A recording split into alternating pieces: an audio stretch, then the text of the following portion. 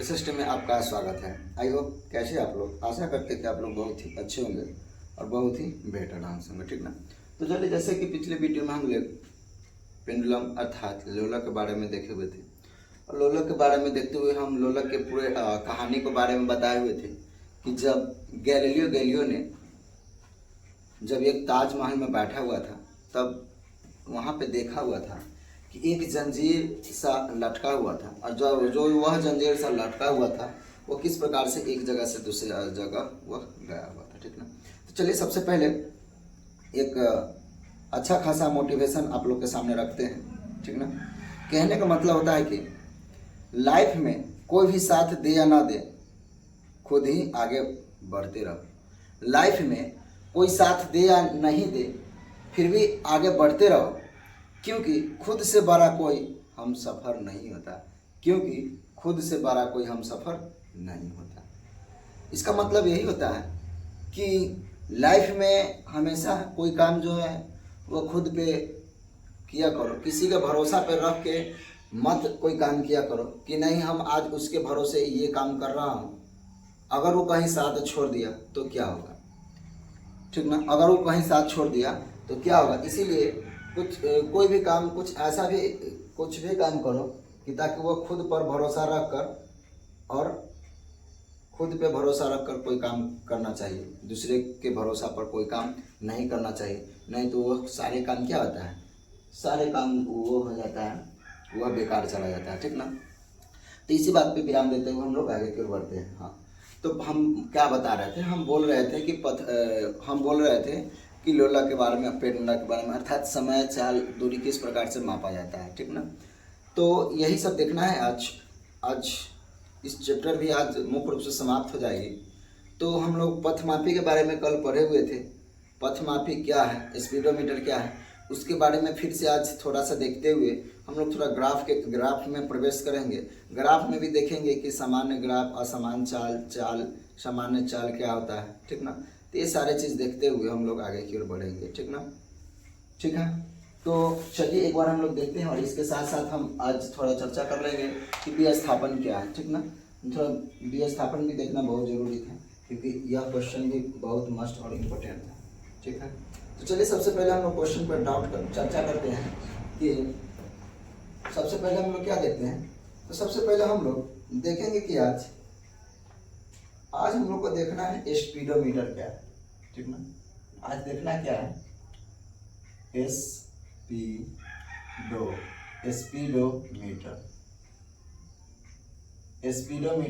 क्या है, स्पीडोमीटर क्या है, ठीक ना। तो आज हम लोग को इसी के बारे में देखना है कि आखिर यह स्पीडोमीटर क्या है। यह स्पीडोमीटर जो होता है, इससे साफ स्पष्ट पता चलता है कि समय के द्वारा, मान लेते हैं यहाँ से अगर पटना या दिल्ली मतलब 1200-1300 किलोमीटर है, ठीक ना। तो उसको स्पीड का मतलब, यहाँ पे जब स्पीड की बात किया हुआ है तो स्पीडों से मतलब होता है जो हमारे गाड़ी, अर्थात जो मोटरसाइकिल हो, बड़े बड़े गाड़ी हो, उसमें वह स्पीड दिया हुआ रहता है। जो एक कोना में रहता है, कोई भी गाड़ी, कोई भी वाहन क्यों ना हो, उसको सारे गाड़ी एवं वाहन में एक हिसाब से एक कोना पे रहता है और उस कोने पर वहाँ पे लिखा हुआ रहता है कि कब मतलब कितना किलोमीटर की वह सफ़र तय कर रहा है, ठीक ना। उस प्रकार से वहाँ पे दिया हुआ रहता है। तो वही क्या है, उसको हम लोग पथमापी बोलते हैं। वह क्या है, पथमापी। हम कल भी आप लोग के बीच डायग्राम बनाए हुए थे और डायग्राम के माध्यम से देखे हुए थे कि इस प्रकार से मतलब क्या रहता है, स्पीडोमीटर रहता है, ठीक ना। यहाँ पे 120 किलोमीटर रहता है, यहाँ पे 110 रहता है, यहाँ पे 100 रहता है, 90 रहता है, उसी प्रकार से 80 रहता है, 70 रहता है, 60 रहता है, 60 के बाद 50 रहता है। ये थोड़ा क्या हो रहा है, ये लग बन रहा है, ठीक ना। 60 होता है, 50 होता है, 40 होता है, 30 होता है, 20 होता है, 10 होता है और 0 रहता है, ठीक ना। तो इस प्रकार से क्या स्पीडोमीटर है। यहाँ पे क्या रहता है, तो यहाँ पे मुख्य रूप से मान लेते हैं यह लोलक है। यह क्या है, लोलक है। सामान्य चाल से जो लोग चलता है वो मान लेते हैं 40 की स्पीड से चल रहा है। समान चाल से कितना चलता है, 40 स्पीड के चल रहा है, इसको हम लोग क्या बोलते हैं, इसको हम लोग स्पीडोमीटर कहते हैं। इसको क्या बोलते हैं, इसको हम लोग स्पीडोमीटर के नाम से जानते हैं, ठीक ना। तो इस प्रकार से क्या है, इस प्रकार से यह कोई भी गाड़ी में, बड़े बड़े गाड़ी में इस प्रकार से दिया हुआ रहता है, बहुत सारे गाड़ी में इस प्रकार से भी दिया हुआ रहता है, ठीक ना। बहुत सारे गाड़ी में इस प्रकार से दिया हुआ रहता है, इस प्रकार से, ठीक है। बहुत सारे गाड़ी में यहाँ से इस प्रकार से मूव रहता है और यहाँ से शुरू रहता है 0, 10, 20, 30 डॉट डॉट डॉट 110 और 120 इस प्रकार से यहाँ पे रहता है। और यहाँ पे वह मापी रहता है और जिस हिसाब से चलता है, अगर 20 के हिसाब से चलता है तो 20 के हिसाब से इस प्रकार से गाड़ी समय लगी रहती है, ठीक ना। और यहाँ पे देखना है कि हमको किस प्रकार से पथ मापी रहता है, ठीक ना, सॉरी, किस प्रकार से हमको स्पीडो माफी अर्थात यह चाल जो होता है किस प्रकार से इसको चलता है, ठीक ना। तो चलिए हम लोग को देखना है, ठीक है। हम लोग को आंसर के माध्यम से हम लोग को देखना है और आंसर के माध्यम से भी क्या करना है, आगे की ओर बढ़ना है, ठीक है। तो सबसे पहले हम लोग कहते हैं कि जब कोई गाड़ी एक जगह से जब कोई भी गाड़ी एक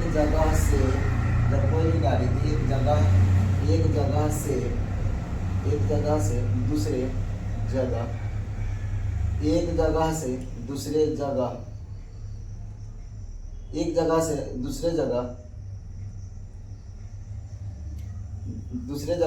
जाने में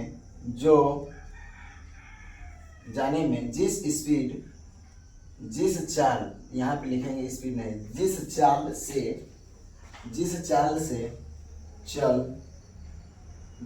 से चल रहे हैं उसे हम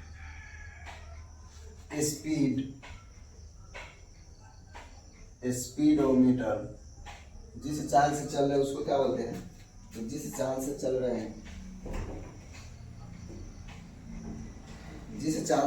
हैं उसे हम स्पीडोमीटर कहते हैं। जिस चाल से चल रहे हैं उसे हम क्या कहते हैं, तो जिस चाल से चल रहे हैं उसे हम लोग स्पीडोमीटर, इसका भी हम लोग स्पीडोमीटर भी नाम रख सकते हैं, इसका क्या कह सकते हैं, स्पीडोमीटर कहते हैं या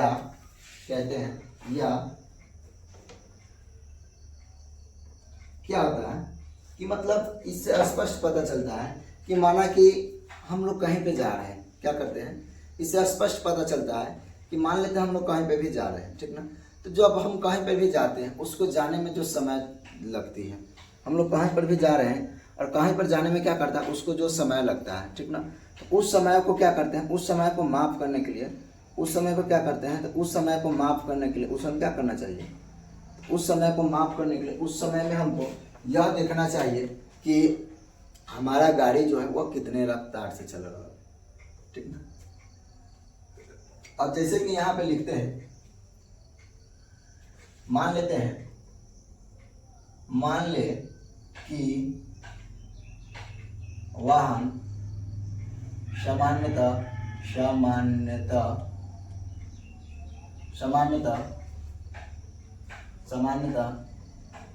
60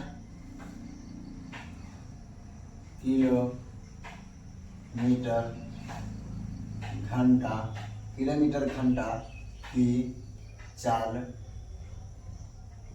से चल रही, ठीक ना। इससे स्पष्ट पता चलता है कि माना कि 60 किलोमीटर के प्रति घंटा के हिसाब से अगर चल रहा है, कितना, 60 किलोमीटर प्रति घंटा के हिसाब से अगर चल रहा है, तो जो चल रहा है उसको हम लोग क्या बोलते हैं, उसको हम लोग उसको हम लोग क्या बोलते हैं, स्पीडो मापी। मतलब वह 60 के स्पीड से अगर चल रहा है तो हमको कहीं जाने में कितना समय लगता है, उसी को हम लोग क्या बोलते हैं, उसी को हम लोग क्या करते हैं, एक स्थान से दूसरे स्थान तक जाता है, जो जाने में उसको समय देता है, इसको हम लोग स्पीडोमीटर कहते हैं, ठीक ना। तो आशा करते हैं कि आप लोग स्पीडोमीटर के बारे में अच्छी तरह से समझ में आ गया होगा, ठीक ना। तो चलिए अब हम लोग चलते हैं हम लोग स्पीडो, अब हम लोग पथमापी की ओर चलते हैं, ठीक ना। और यही क्या बोलते हैं, और इसी हम लोग स्पीडोमीटर को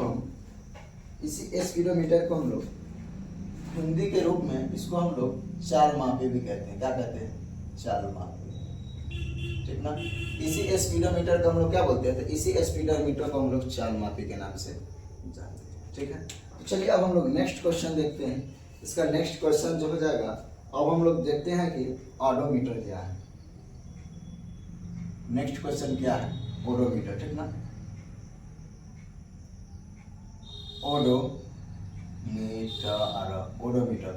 ओडोमीटर को हम लोग पथमापी बोलते हैं। क्या बोलते हैं? पथमापी। पथमापी क्या है? हम लोग ओडोमीटर को क्या बोलते हैं? ओडोमीटर को पथमापी बोलते हैं, ठीक ना। अब आपका क्या बोलते हैं, डायग्राम में इस हिसाब से आपका बनाया हुआ रहता है, ठीक ना। इस हिसाब से बनाया हुआ रहता है कि मेरा गाड़ी अभी 0 किलोमीटर है। अभी मेरा गाड़ी क्या है, अभी हमारा गाड़ी जो है वह 0 किलोमीटर यहाँ पे है, 0 किलोमीटर दर्शा रहा है। कुछ समय के बाद जब हम कहीं पे गए, उस समय हमारा ये जो हो गया वह 55 किलोमीटर हो गया। इससे स्पष्ट पता चल गया है कि यहाँ पे जो पथमापी लगा रहता है, पथमापी को क्या होता है, हम उस दूरी को माप सकते हैं। उस दूरी को क्या कर सकते हैं, तो उस दूरी को हम लोग माप सकते हैं, ठीक ना। तो चलिए इसको हम लोग क्या करते हैं, इसको हम लोग परिभाषित करते हैं, ठीक ना। और जब इसको हम लोग परिभाषित करते हैं तो उसको हम लोग देख लेंगे, ठीक ना। जब यानी कि या जब कोई वाहन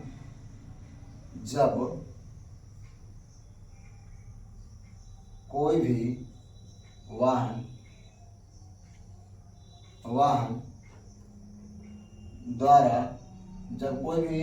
द्वारा अपने समय अंतराल में, जब कोई भी वाहन द्वारा अपने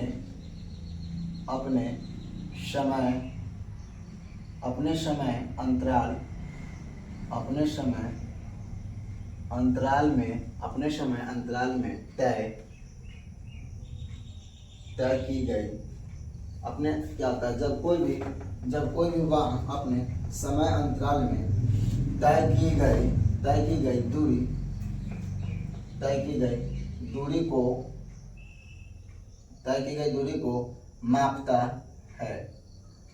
दूरी को मापता है, उसे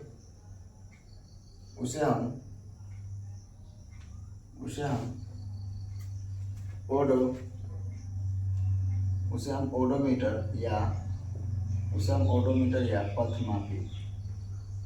पथमापी कहते हैं।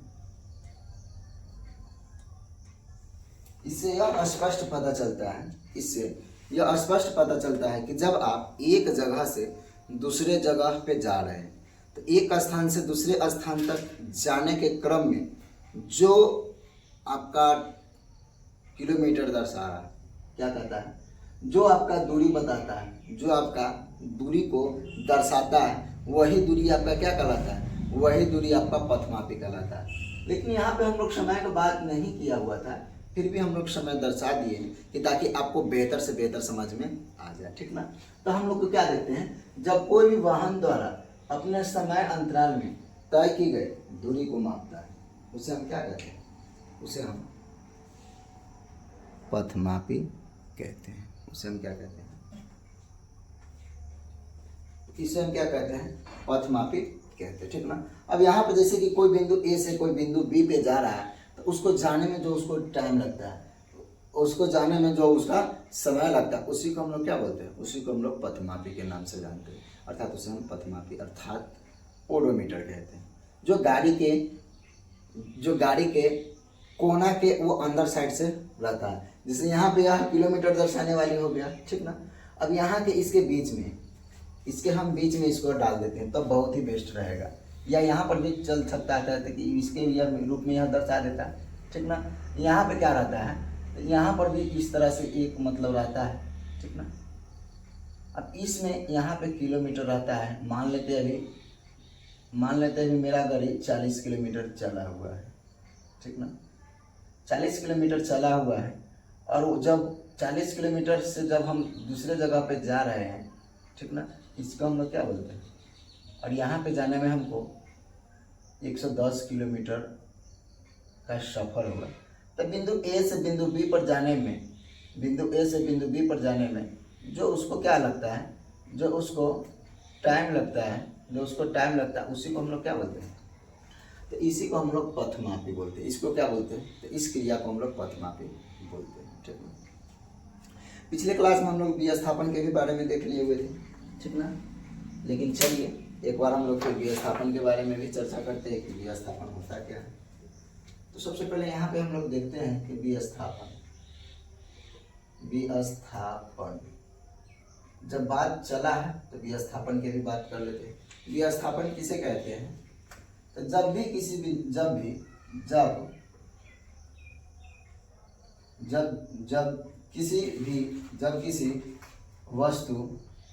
किसी वस्तु की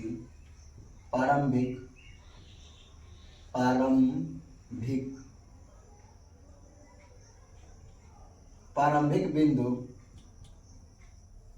एवं अंतिम बिंदु के बीच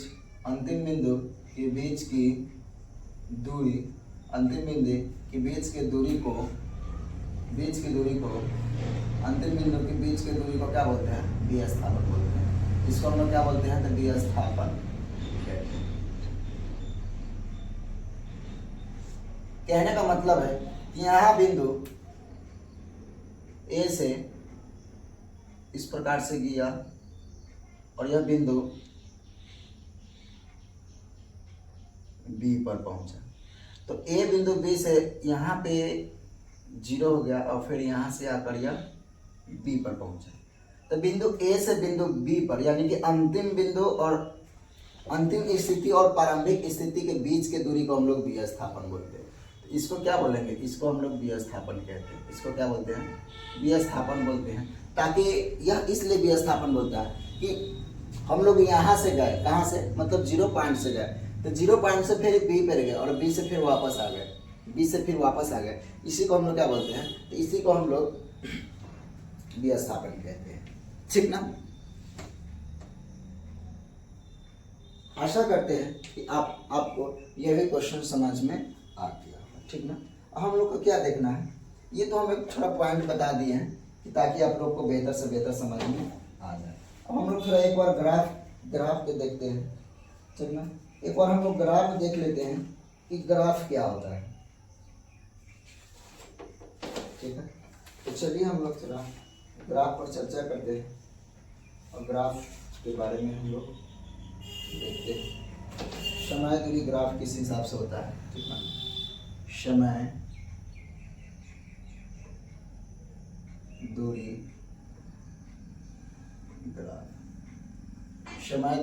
ग्राफ। सबसे पहले हम लोग यहाँ पे 3 डायग्राम बनाते हैं, ठीक ना।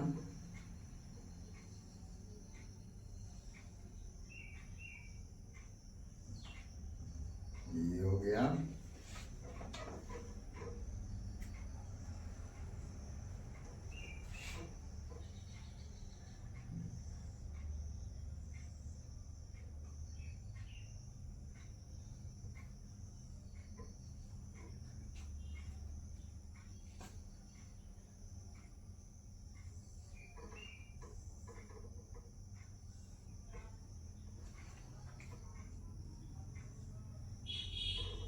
हम लोग किस हिसाब से, इस हिसाब से समय दूरी ग्राफ देखते हैं, ठीक ना।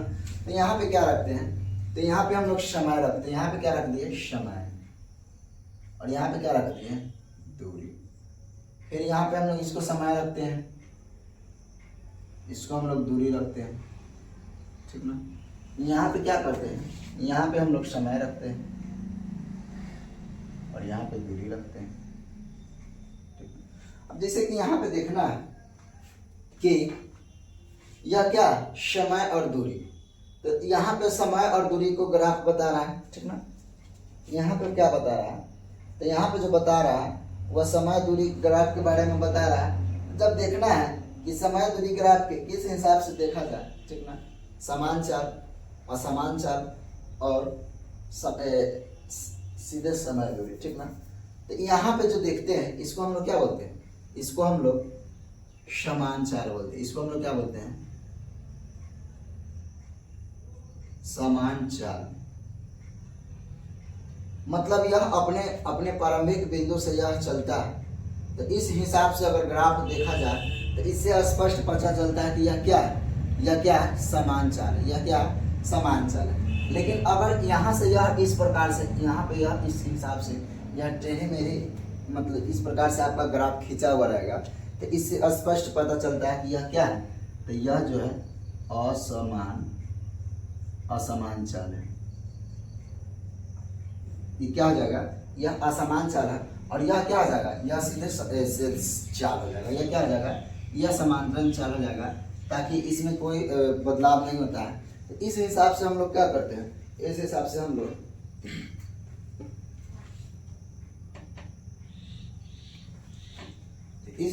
लोग देखते हैं कि दूरी समय चाल क्या होता है। इस हिसाब से हम लोग क्या देखते हैं कि दूरी समय चाल क्या होता है। तो यहाँ पे हम लोग क्या, इसका मौलिक और समय दूरी ग्राफ भी खींचे। इसी तरह से हम लोग वेग को भी देख सकते हैं, इसी प्रकार से त्वरण को भी देख सकते हैं। तो त्वरण वेग में हो जाएगा तो उसका असमान त्वरण हो जाएगा, असमान वेग हो जाएगा, समान वेग हो जाएगा, ठीक ना। तो यहाँ पे क्या हो जाएगा, इस चाल हो जाएगा, चाल हो गया, समान चाल हो गया, असमान चाल हो गया। इस हिसाब से आपको बहुत सारे डायग्राम, मतलब अगर हम लोग वेग में पढ़ेंगे तो वेग में फिर 3 गो डायग्राम बनेगा, त्वरण पढ़ेंगे तो त्वरण में फिर 3 गो ग्राफ बनेगा। यहाँ पे सीधे समय पढ़ रहे हैं, चाल पढ़ रहे हैं, चाल दूरी, तो सिर्फ चाल दूरी में भी 3 ग्राफ बनता है। तो इस हिसाब से हम लोग जितना ग्राफ पढ़ेंगे उसमें क्या बनता है, ग्राफ बनता रहता है, ठीक ना। अगर क्या होता है, अगर यहाँ पे अगर देखा जाए तो इस हिसाब से अगर हम बनाएंगे, बताइए कि क्या यह ग्राफ जो है, क्या यह ग्राफ सही है, क्या यह ग्राफ क्या है, सही है। तो यहाँ से यहाँ तक आया वह ग्राफ मुख्य रूप से सही है। लेकिन क्या फिर यह शून्य की ओर, नीचे की ओर जो आएगा, नीचे की ओर यह शून्य, जब वह शून्य से फिर जीरो की तरफ आता है तो यह ग्राफ क्या हो जाता है, यह ग्राफ जो हो जाएगा आपका गलत ग्राफ हो जाएगा, ठीक ना। ये ग्राफ जो हो जाएगा आपका गलत हो जाएगा। तो इस हिसाब से ऐसा ग्राफ अगर आप लोग कहीं पर भी देखिएगा तो इस ग्राफ को गलत कर सकते हैं, ठीक ना। इस ग्राफ को क्या कर सकते हैं, इस ग्राफ को देखते ही समय इस ग्राफ को गलत कर सकते हैं, ठीक ना। क्योंकि ऐसा ग्राफ क्या आता है, क्योंकि ऐसा ग्राफ नहीं होता, ठीक ना। इस हिसाब से आज हम लोग को ग्राफ के बारे में देख लिया, ठीक ना। जो इसका समय था, समय चाल बता दी। ऐसे हम लोग अगर वेग में भी देखेंगे तो इसी हिसाब से कंटिन्यू वेग बनेगा। लेकिन एक ही ग्राफ के हिसाब से हम लोग अच्छी तरह से इसको समझ गए। आशा करती कि आप लोग का कहीं से कोई त्रुटि ना हुआ हो, ठीक ना।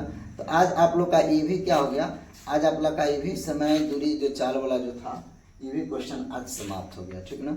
अब हम लोग को देखना है, नेक्स्ट चैप्टर हो जाएगा विद्युत धारा एवं उसके प्रभाव, ठीक ना।